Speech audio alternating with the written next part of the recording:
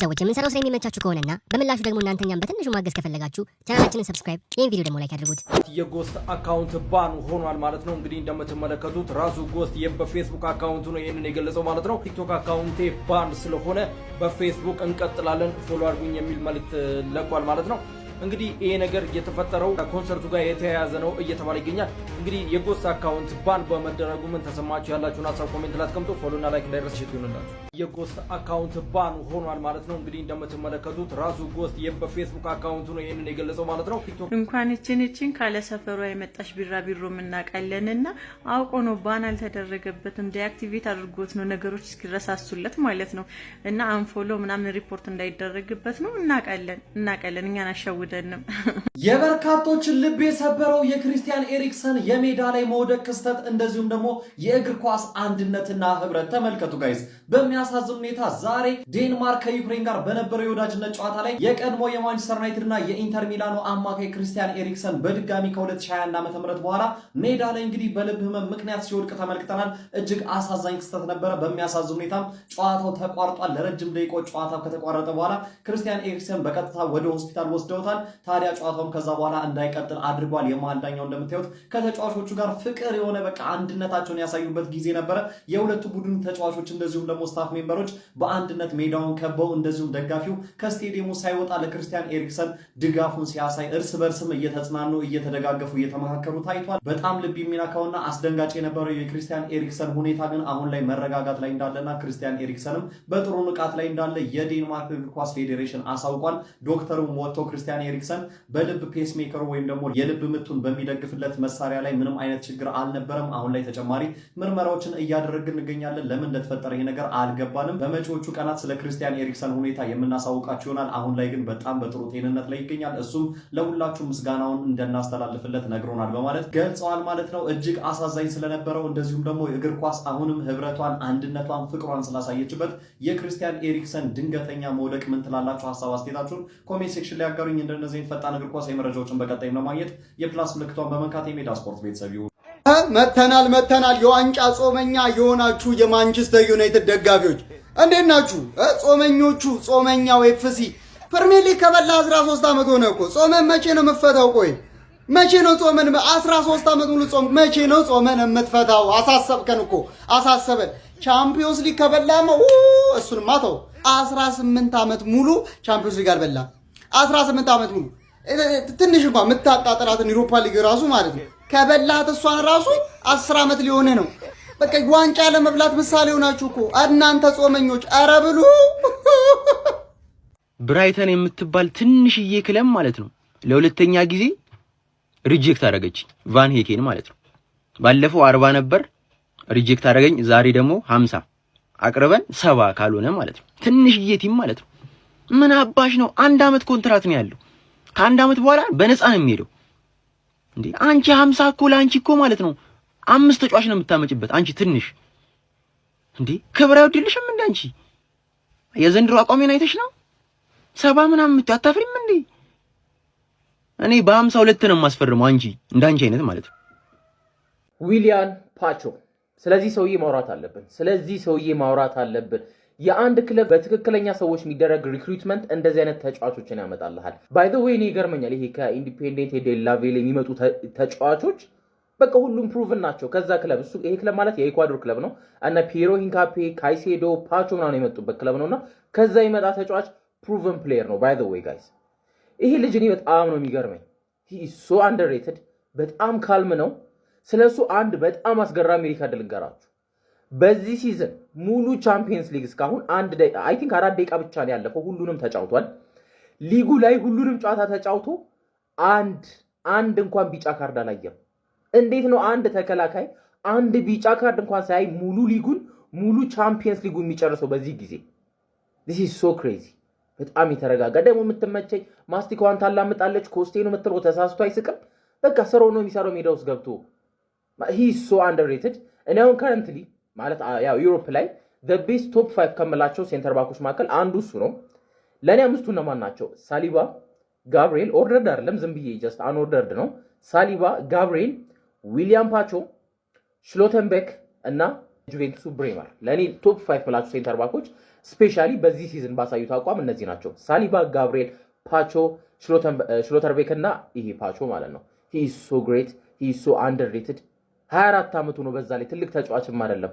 አይ ቲንክ የሆነ የቤልጅየም ክለብ ነው የገዙት። he is so good የምር በጣም ይችላል። ዩናይትድ ትልቅ ክለብ ነው። በቃ አላ አይደለም መጥፎ ሞመንት ላይ ራሱ ቢሆን የትኛውም ተጫዋች እሱን መቀላቀል ይፈልጋል። መልቀቅ አይደለም ብላችሁ መቀላቀል ይፈልጋል። ትልቅ ስም ኖሮት እንኳን እነ ኩኛና ብራያን ሴስኮ ምን ያህል ስም እንደነበራቸው ባለፈው ዓመት 20 ጎል ያስቆጠረው ብራያን መቶ ዩናይትድ ተቀላቀለ። ኩኛ ነው። ሴስኮም እንደምናውቀው ነውና ያለምንም የአውሮፓ መድረክ መጥተው ተቀላቀሉ። የቼልሲ ደግሞ እዚህ ጋር ስንመለከታቸው ኩኩሬላ አይንዘውና መልቀቅ ይፈልጋሉ ቼልሲ ካለበት ሞመንተም አንፃርና ዩናይትድ ደግሞ አሁን ከኩኩሬላ ጋር ስሙ ተይዟል። የግራ መስመር ተከላካይ ስለምንፈልግ ብቻ ማለት ነውና ከዚህ ቀደም በውሰት የማምጣት እድሉ ነበረን ግን አልተሳካም። እሱ አሁን ላይ ኩኩሬላ አሪፍ ነው፣ ምንም ጥያቄ የለውም። ነገር ዩናይትድ ቢያስፈርመው የሚጠቀምበት ተጫዋች ነው ብዬ አስባለሁ። ግን ደግሞ ሉዊስ ሆል ነው ተቀዳሚ ምርጫችሁ። የእሱ ደግሞ ዋጋው የሌለ በቃ ኒካስል ገገማ እየሆነ መጥቷል። የቶናሊ 100 ሳያንሰው የእሱን ደግሞ 80 70 ምናምን እያለ ይገኛልና ኩኩሬላ ላይ አሁን ገብቶባታል። የእሷ ዋጋ ጸዴ ነው፣ ከ40 እስከ 50 ድረስ ምናምን ያለውና መጥፎ ዝውውር አይሆንም ብዬ አስባለሁ። ግን ደግሞ እንደዚህ ከመገዳት ያተርፋችሁ ግባና ውጣው ሀቢቢ። አሁን የክረምት የመጀመሪያ ፈራሚህን ይዤልህ መጥቻለሁ። ይሄው ጀረሚ ሞንጋ አሁን 100% ማለት ነው ሹርኜ ነው የምነግርህ። ምክንያቱም ሃንድ ኦፍ አርሰናል ላይ የዘገበው ጀረሚ ሞንጋ ከክለባችን አርሰናል ጋር በግል ጥቅማጥቅም ተስማምቷል። ሲቀጥል ጉዳዩን ያደረገው አንድሬ ቤርታ ነው። ልጁን ማንቸስተር ሲቲ ራሱ ሲቀጥል ባየር ሊቨርኩሰንን ጨምሮ ሌሎች ቲሞች ይፈልጉት ነበር፣ ግን ወየ ብሎ አንድሬ ቤርታ ሳምኖታል። አሁን ከሌስተር ሲቲ ጋር ንግግሮች እንደቀጠሉ ናቸው። ከ10 እስከ 15 ሚሊዮን ውስጥ ይስማማሉ። ጀለስ ከዚህ በኋላ ዶኩ ቁጥር 1 በሊጉ ቁጥር 1 ድሪብለር ላይ ምናምን የሚለው ነገር ትተዋለህ። የልጁን ቪዲዮ ሄዳችሁ ጆክስ አድርጋችሁ ተመልከቱ። የሚያጅብ ልጅ ጭራሽ 16 ዓመቱ ነው የማይመስል ሀቢቢ። ኔክስት ይር መጥቶ ከሆነው ጀማዓ ጋር ነው የሚፎካካ። አሁን ከምናስፈርመው በጣም ያበደ ዊንገር እንኳን ብናስፈርመው ከሱ ጋር ኮምፒቲት የሚያደርግ ልጅ ነው ያስፈረምነው ነው የምልህ። ኮፒ ሊንክ አድርገው ሪፖስት ፎሎ ማድረግ እንዳትረሳ። ይመች። አሸናፊነትን ልክ እንደ ሮናልዶና ሜሲ ከስማቸው ጋር የሰፉት ፕሬዝዳንት የተጠበቀ ድላቸውን እነሆ አረጋግጧል። በክለብ እግር ኳስ ታሪክ ስኬታማው ፕሬዝዳንት ፍሎሬንቲኖ ፔሬዝ ቃል የገቡትን ሪያል ማድሪድን በከፍታው የማኖር ህልማቸውን የሚፈጽሙባቸውን ዓመታት በክለቡ አባላት ድምፅ አግኝቷል። ከአንድ ሀገር ምርጫ በላይ የአንድ ክለብ ፕሬዝዳንት ምርጫ ልዩ ሽፋንን ባገኘበት ዕለት ቢሊዮነሩ መሐንዲስ ከመራጮች መካከል ከ65 በመቶ በላይ ድምፅ ማግኘታቸውን ታማኝ ምንጮች ዘግቧል። አሁን ፍሎሬንቲኖ ፔሬዝ ለሪያል ማድሪድ በዋና አሰልጣኝነት ጆዜ ሞሪኒዮን እንዲሁም የሊቨርፑሉን ተጫዋች ኢብራሂማ ኮናቴንንና የኢንተር ሚላኑን ተጫዋች ዴንዝል ዴምፕሬስን እንደሚያስፈርሙት ተረጋግጧል። በተጨማሪም ሰርፕራይዝ ዝውውር አለኝ ባሉት መሰረት የባየር ሙኒኩን ተጫዋች ማይክል ኦሊሴን ለማስፈረም የዓለማችን ሪከርድ የሆነ ዋጋ ይዘው ወደ ገበያ ሊቀርቡ እንደተዘጋጁም ተዘግቧል። 2013 ላይ በእርሳቸው ሀሳብ አመንጭነት ለፕሬዝደንታዊ ፍክክር እጩ የሚሆኑ ሰዎች ማሟላት የሚገባቸው መስፈርቶች ከጠነከሩ በኋላ ለተከታታይ ምርጫዎች ያለ ተቀናቃኝ እየቀረቡ በስልጣናቸው ቆይቷል። በዚህኛው ምርጫ ግን በዕድሜ ከእጥፍ በላይ የሚያንሳቸው የ37 ዓመቱ ኤንሪኬ ሪኬልሜ ጋር ነበር የተወዳደሩት። በምርጫ ቅስቀሳቸው ወቅት ማድሪድን የሚመጥን ጋላክቲኮ እንደሚያስፈርሙና ጆዜ ሞሪኒዮን እንደሚመልሱ ቃል የገቡት ፕሬዝደንቱ እንደ ኢከር ካሲያስና ራውል ባሉ ጉምቱ የቀድሞ ነጭ ለባሾች ተቃውሞ ሲደርስባቸው ነበር። ሆኖም የእስከዛሬ ስኬታቸውን አሁንም አደርገዋለሁ ብለው ከገቡት ቃል ጋር ዘለፋና መካሰስ ያጀበው ፍክክር በሳቸው ድል አድራጊነት ተቋጭቷል። ከዕድሜያቸው መግፋት አንጻር የመጨረሻቸው በሚመስለው የሥልጣን ዘመናቸው ዋናው ፈተናቸው ቃላቸውን ጠብቀው ሪያል ማድሪድን በሀገር ውስጥ ከባርሴሎና አውሮፓ ላይ ደግሞ እንደ ፒኤስጂ፣ አርሰናልና ባየር ሙኒክ ካሉ የወቅቱ አያላን በላይ ያስቀምጡታል ወይ የሚለውን ጊዜ ይፈተዋል። ጋዜጠኛ አላዛር አስገዶም ምን አድርጉ ነው የሚለን? ቆይ እኔ አይገባኝም። በተለይ አሁን የተጫዋቾች የስም አጠራር ላይ ማዱኬ ነው ኖኔ ማድዌኬ በጣም ቱማች ፕሮፌሽናሊዝም። አሁን ረጅም ጊዜ ዣቪ አሎንሶ ዣቪ እንደሆነ ነው የማውቀው። አላዛርን ስሰማ ነው ሻቢ እንደሆነ ያወኩት። እነ ግርምሽ ደግሞ አሉልኝ በቃ ሌላ ፍሌቨር። ማዱኬ ዣቪ ደክለን ራይስ ነው አላዛር ጋር ትመጣለህ። ደክለን ራይስ በቃ ሌላ ታይነት ነው። ክሪስቲያኖ ሮናልዶ ዶስ ሳንቶስ አግዌሮ ይለዋል ነው የምልህ። እነ ግርምሽ ጋር ሲያር7 ሁለቱንም በፍሌቨራቸው ይመቹናል። ከሞን ዩ ጋንስ አንተ ትክክለኛ የእግር ኳስ ተመልካች ኮንክ ይህን ከባድ ጥያቄ መመለስ አለብህ። ከነዚህ ከተቀመጡት አሰልጣኞች ውስጥ ለሱፐር ሚኬል አርቴታ መነሳት ያለበት አሰልጣኝ ማን ነው? መልሳችሁን ኮሜንት ላይ የኔ ልንገራችሁ። ያው አርቴታ ካሳካቸው ስኬቶች አንጻር ማን ነው ሉዊስ ኤንሪኬ ተነስቶ በኩርኩም እያለ መውጫውን በር ያሳየው። የሚገርም ነው ጀማ። ማንቸስተር ዩናይትድ ዊሊያም ጎመንዘርን ለማስፈረም እንግዲህ ከወኪሎች ጋር መነጋገሩ ተሰምቷል። ከሩፋኤል ሊዮ ወኪሎች ጋር ማለት ነው ንግግር ማድረጉ ተነግሯል። ለዋንጫ በኋላ ነው ሩፋኤል ሊዮ በሄድበት ክለብ ማንቸስተር ዩናይትድ አላንድሮ ዳሌን ማለት ነው የማስፈረም ፍላጎት እንዳለው በዚህ ሰዓት ተነግሯል። ነገር ግን ተጫዋቹ በስፔን ቆይቶ ለቦታው መፋለም እንደሚፈልግ ገልጿል። እኔ በቃኝ። ስለዚህ ልጅ ምንም ማለት አልፈልግም። ግን እናንተ ኮሜንት ላይ የፈለጋችሁትን ነገር በሉት። ይሄንን ቪዲዮ ደግሞ ኮፒ ሊንክ እና ሪፖስት አድርጋችሁ አይድረሱለት ለዚህ ልጅ።